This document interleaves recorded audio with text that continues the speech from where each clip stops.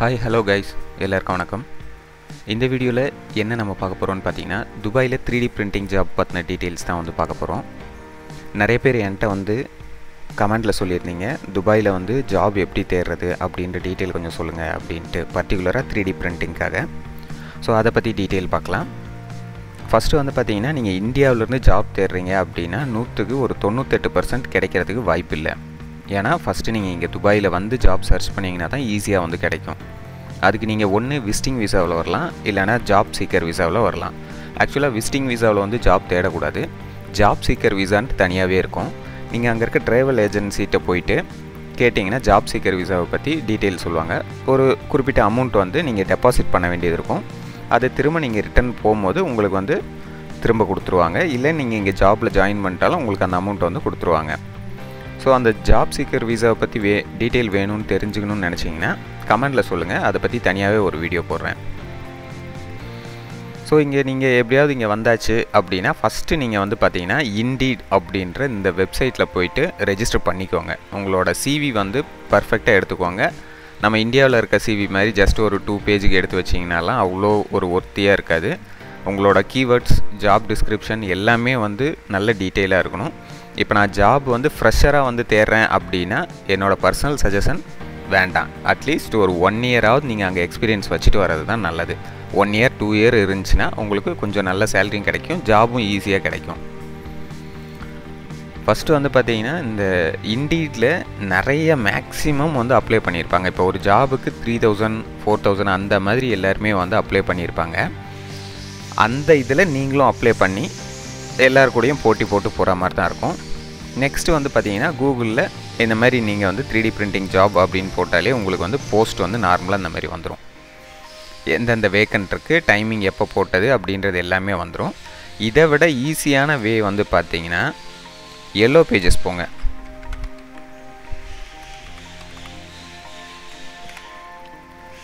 இப்போ Yellow Pages போயிட்டு பர்டிகுலராக நீங்கள் அதில் சர்ச் பண்ணுங்கள்.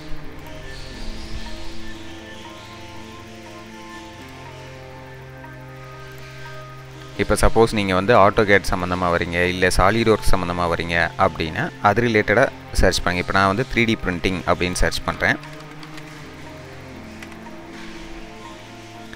இப்போ வந்து பார்த்தீங்கன்னா இந்த கம்பெனிஸ் எல்லாமே வந்து 3D பிரிண்டிங் சர்வீஸ் பண்ணிட்டுருக்காங்க. ஸோ உங்களுக்கு இங்கே வந்து காண்டாக்ட் நம்பரோடு இருக்கும்.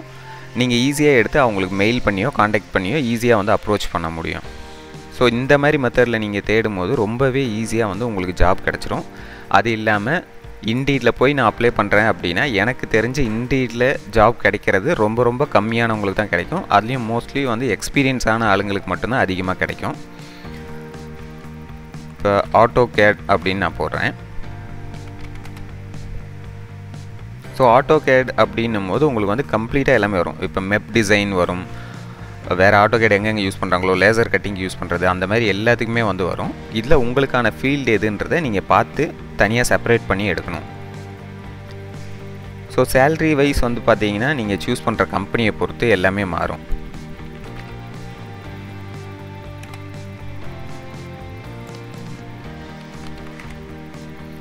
இப்போ நிறைய பேர் வந்து பார்த்தீங்கன்னா எனக்கு வந்து 10 வருஷம் எக்ஸ்பீரியன்ஸ் இருக்குது, 12 வருஷம் எக்ஸ்பீரியன்ஸ் இருக்குன்ட்டு வருவாங்க. பட் அவங்களோட நாலேஜ் வந்து பார்த்தீங்கன்னா ஒரு 2 இயர்ஸ் 3 இயர்ஸ் இருக்கவங்களுக்கு என்ன இருக்கோ அந்தளவு தான் இருக்கும். டிராஃப்ட்ஸ்மேனாக இருப்பாங்க, பட் அவங்க வந்து டிசைனர் அப்படின்னு சொல்லுவாங்க. இதெல்லாம் நீங்கள் தான் வந்து உங்களையே வந்து நீங்கள் ஃபஸ்ட்டு செல்ஃப் டெஸ்ட் பண்ணிக்கோங்க. உங்களுக்கு எந்த அளவுக்கு டிசைன் தெரியுது, எந்த ஃபீல்டில் நான் போகிறேன் அப்படின்ற டீட்டெயில் எல்லாமே தெரிஞ்சுட்டு வந்தீங்கன்னா ரொம்ப ஈஸியாக வந்து உங்களுக்கு ஜாப் வந்து சர்ச் பண்ணுறதுக்கு பெட்டராக இருக்கும். வேறு ஏதாவது டவுட்ஸ் இருந்துச்சுன்னா கமெண்டில் கேளுங்க, கண்டிப்பாக எனக்கு தெரிஞ்சுன்னா நான் வந்து கிளியர் பண்ணுறேன். அண்ட் அதுக்கப்புறம் வந்து பார்த்தீங்கன்னா இங்கே மெயினாக என்னென்ன சாஃப்ட்வேர்ஸ் உங்களுக்கு தேவை அப்படின்னு பார்த்தீங்கன்னா, மெக்கானிக்கல் அவங்களுக்கு மட்டும் நான் சொல்கிறேன் பர்டிகுலராக.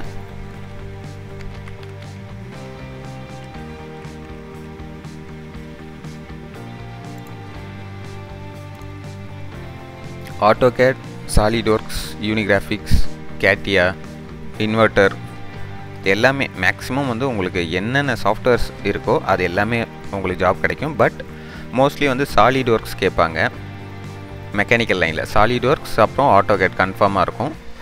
அது இல்லாமல் உங்களுக்கு வந்து இப்போ ஆர்கானிக் டிசைனில் போகிறீங்கன்னா ஜீப்ராஸ், பிளண்டர் கன்ஃபார்மாக கேட்பாங்க. ஜீப்ராஸுக்கு நல்ல வேக்கன்ட் இருக்குது இங்கெல்லாம். பார்த்துக்கோங்க. இங்கே வந்து சீனியர் டிசைனருக்கு சேலரி வந்து 7,000 to 9,000 10,000. பட் நிறைய பேர் வந்து உடனே இதுதான் உண்மை அப்படின்னு நினச்சிடாதீங்க. அந்த சீனியர் போஸ்டிங் நீங்கள் போகணுன்னாலே உங்களுக்கு வந்து ரொம்ப எக்ஸ்பீரியன்ஸ் தேவைப்படும். பார்த்துக்கோங்க, இவ்வளோ டீட்டெயில்ஸ் போட்டிருக்காங்க. ஜாப் ரெஸ்பான்சிபிலிட்டி என்ன அப்படின்றது. இதில் வந்து பார்த்தீங்கன்னா கேட் அண்ட் ரிவீட் எல்லாம் கேட்டிருக்காங்க. ஸோ இந்த இது எல்லாமே வந்து நல்லா தெரிஞ்சு வச்சுட்டு வாங்க. மொத்தமாக வந்து நான் இப்போ மெக்கானிக்கல் படிச்சிருக்கேன், இந்த லைனுக்கு போகிறேன், இது ஆட்டோ கேடு என்னோடய லைன் அப்படின்னு நினச்சிடாதீங்க. எல்லாமே டிஃப்ரெண்ட். இங்கே பாருங்கள், 3D டிசைன் என்ஜினியர் இன் சாலிட் ஒர்க்ஸ். ஓகேங்களா? ஸோ இந்த சாலிட் ஒர்க்ஸில் போனீங்கன்னா அவங்க பர்டிகுலராக என்ன விஷயத்துக்கு கேட்டிருக்காங்க அப்படின்றது வரும். உங்களுக்கு சாலிட் ஒர்க்ஸ் ப்ளஸ் வந்து ரைனோலையும் ஒரு சில ஹேண்டில் பண்ணுற மாதிரி இருக்கும். இப்போ 3D பிரிண்டிங்க்கு நீங்கள் போகும்போது அதில் வந்து பார்த்தீங்கன்னா ஃபைல் ஃபிக்ஸிங் அப்படின்வாங்க. ஃபைல் ஃபிக்ஸிங்க்கு மெட்டீரியலைஸ்ட் மேஜிக், அதுக்கப்புறம் வந்து பார்த்தீங்கன்னா வாக்ஸல் டான்ஸ், இந்த மாதிரியான சாஃப்ட்வேர்ஸ் வந்து உங்களுக்கு தெரிஞ்சிருக்கணும். இது எல்லாமே வந்து ஜஸ்ட் அந்த ஃபைலில் வந்து என்னென்ன ப்ராப்ளம்ஸ் இருக்குது அப்படின்றத பார்த்து அதுக்காக கொஞ்சம் சின்ன ஒரு ஆல்டர் பண்ணுற மாதிரி தான் இருக்கும். ரொம்ப பெரிய வேலைலாம் இருக்காது அது. இப்போ இண்டீட்லேயே வந்து பார்த்தீங்கன்னா 3D பிரிண்டிங் ஆப்ரேட்டருக்கு பார்த்துக்கோங்க. இது வந்து ஸ்டார்டிங் சேலரி தான். இப்போ வந்து பார்த்தீங்கன்னா 3,500லேருந்து 4,000. 3D பிரிண்டிங் டெக்னீஷியன் உங்களுக்கு வந்து என்ன, நீங்கள் வந்து டிசைன் அதை STL ஃபைல் கொடுத்துட்டாங்கன்னா நீங்கள் வந்து பிரிண்டிங் போடுற மாதிரி இருக்கும். ஸோ அரௌண்ட் இந்த சேலரியை வந்து பார்த்திங்கன்னா நம்ம ரேட்டுக்கு எவ்வளோன்னு பார்த்துடலாம்.